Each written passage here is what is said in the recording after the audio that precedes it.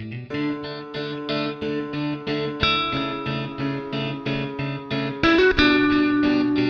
alaikum students, welcome to my channel Seek Success and I am Professor Zara. Students, in today's lecture I am going to discuss the short story Take Pity that is included in third year. तो जिन students ने अभी तक मेरे channel को subscribe नहीं किया, please do subscribe it and press the bell icon. तो सबसे पहले राइटर के इंट्रोडक्शन से स्टार्ट करते हैं। Take pity is written by Bernard Malamud, and Bernard Malamud was born in April 26, 1914 and was died in March 18, 1986. And he was distinguished writer of Jewish American literature. It was a literary movement that began during the 1930s, and it was famous for its beautiful blend of comic and tragic elements. And moreover, Malamud was born to a struggling Jewish family of Russian immigrants who migrated to USA. He used to attend a local Yiddish theater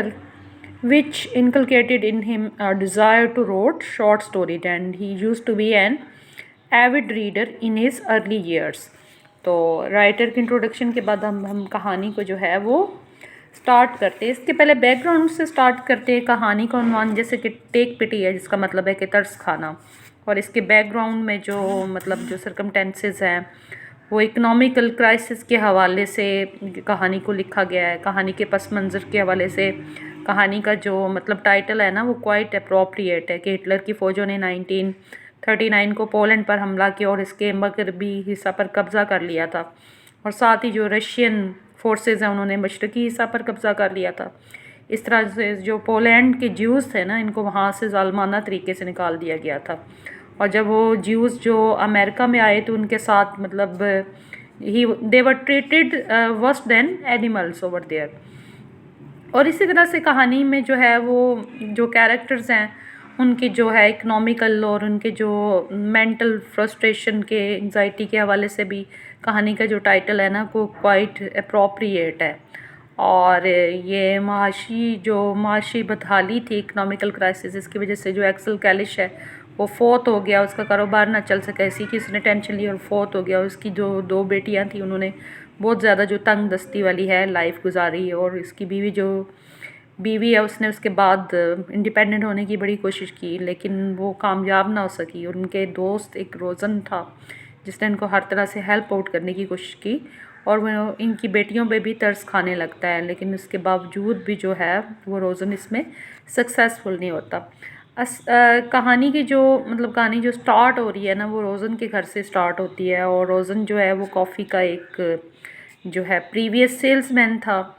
इसने खुदकशी की कोशिश की लेकिन इसे बचा दिया गया, और डैड ऑफ रोज़न से खुदकशी की वजह मालूम करने के लिए आता है। और पहले जो रोज़न है ऐसे वजह बताने से इनकार कर देता है और बहाना बताता है, लेकिन बाद में उसे वो जो है वो डिटेल बता देता है, और फिर वो रोज़न जो है डिडोफ को एक्सेल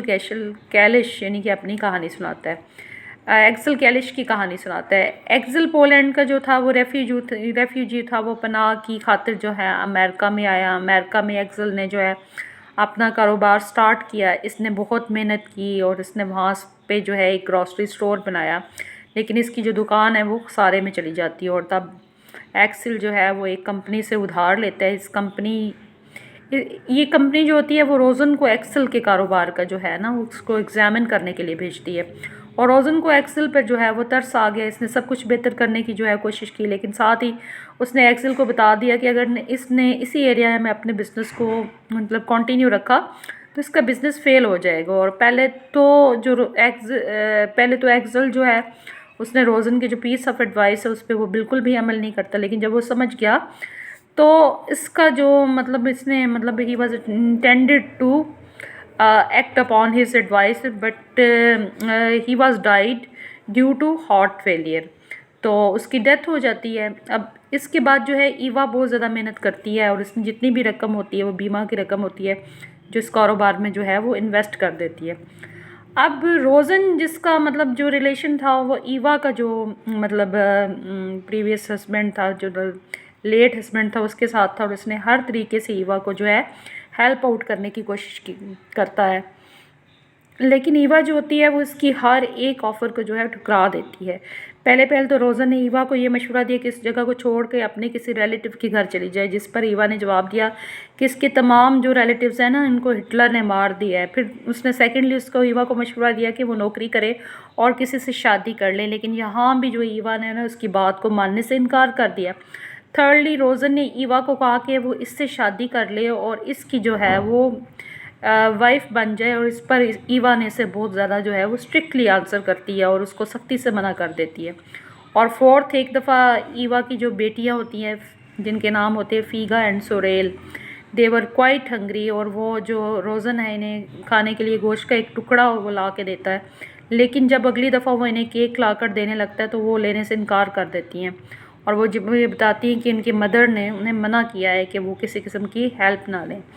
और फिफ्थ पे जो है वो रोज़न क्या करता है कि वो एक आर्टिफिशियल नेम से किसी दूसरे शहर से जो है ईवा को इसका जो लेट हस्बैंड है ना उसके नाम कर्ज़ की अदायगी के तौर पे उसको जो है वो $100 जो है बेचता है, लेकिन ईवा ये भी लेने से डिनाई कर देती है। और 6 जो है अटैम्प्ट वो ये करते हैं कि रोज़न अपनी जो तमाम प्रॉपर्टी है ना और वो अपनी तमाम जितनी भी रकम वगैरह उसके पास होती है वो उसके बेटियों के नाम जो है उसको वसीयत में लिख देता है और ख़ुदकशी करने लगता है, लेकिन रेडोल्फ जो है उसको बचा लेता है। तो ये सारी वो पॉसिबल एफ़र्ट्स थी जिनकी मदद से मतलब जो रोज़न ने हर तरह से जो है उसको कोशिश करने की कोशिश की, लेकिन ईवा ने किसी तौर पे भी उसकी मतलब हर एक जो है जो भी उसको वो प्रपोज़ल भेजता था उनके हेल्प आउट करने की कोशिश करता था, ईवा जो है उसको ठुकरा देती थी। अब जो स्टोरी का जो है वो एंड है वो कैसे होता है कि जब रोज़न रेडोल्फ को तमाम कहानी सुना चुका होता है ना तो ईवा इसके घर के बाहर आती है, लेकिन इस वक्त रोज़न ने ना उसे जो है वो गालियाँ देता है और इसे वापस चले जाने को कहता है कि इसे इतनी देर के बाद अपनी सच्ची मोहब्बत का एहसास होता है, लेकिन जब तक एहसास होता है ना तब तक वो कहानी ख़त्म हो जाती है। मतलब ये यहाँ पे कुछ विमेन साइकी के बारे में भी बताया गया है कि वो जो है रोज़न जो होता है ना उसके लिए क्वाइट सिंसियर होता है और जो उसको मतलब हर तरह से हेल्प आउट करने के लिए कोशिश करता है, लेकिन ईवा जो है वो उसकी सिंसेरिटी को और उसकी फेथफुलनेस को मतलब वो पहचान नहीं पाती। मतलब she didn't recognise, and when she recognise the time was already gone. उस वक्त तक जो है वो रोज़न उसका जो भी टेम्परामेंट है ऑब्वियसली वो जवाब दे देता है, क्योंकि because he made every possible effort to help her out, क्योंकि obviously he was not having any lust or having any he was just having sympathy for her कि वो किसी तरह से उसको जो है हेल्प आउट करना चाहता था, लेकिन ईवा जो है एट टाइम्स उसको रिकग्नाइज नहीं कर पाती। तो ये एक तरह का ये सलूक मतलब ये इसमें जो है कि जो रोज़न के साथ हुआ कि यही होता है कि समटाइम्स हमारे जो इंटेंशंस होते हैं वो बड़े नोबल होते हैं और हम लोगों को सिंसियरली जो है हेल्प आउट करने की कोशिश करते हैं, लेकिन लोग उसको रिकग्नाइज़ नहीं कर पाते या लोग हमें उस तरह के उसका रिस्पॉन्स नहीं देते, जैसे कि रोज़न के साथ हुआ है कि वो मतलब he made every possible effort to help her out but she denied, and when at the end she realised that how much he was doing sincerely and how his intentions were noble, तो तब तक देर हो चुकी होती है, तब तक कुछ भी नहीं हो सकता होता। तो टेक पिटी जो है इसका जो टाइटल है वो भी इस हवाले से काफ़ी अप्रोप्रिएट है कि जो रोज़न होता है he was just taking pity on Eva और he was feeling pity for her but she didn't realize, and वो ये समझ रही थी कि शायद उसमें उसका कोई अपनी लस्ट है या अपना कोई इन्वॉल्वमेंट है या वो अपने लिए मतलब एक सेल्फिश होकर सोच रहा है या उसने खुद जो है इंडिपेंडेंट होने की कोशिश की और उसने कोई भी जो है वो उससे हेल्प नहीं ली, but at the end she realized her fault, लेकिन तब तक जो है वो काफ़ी देर हो चुकी थी। When she realised that she was at mistake, ठीक है, एंड तब तक तो मतलब कुछ भी नहीं हो सकता था और तब तक तो जो रोज़न था उसका भी टेम्परामेंट जवाब देता। होप सो स्टूडेंट्स ये वीडियो आपके लिए यूज़फुल रहेगी। मिलते हैं एक ऐसी यूज़फुल वीडियो में, तब तक अल्लाह।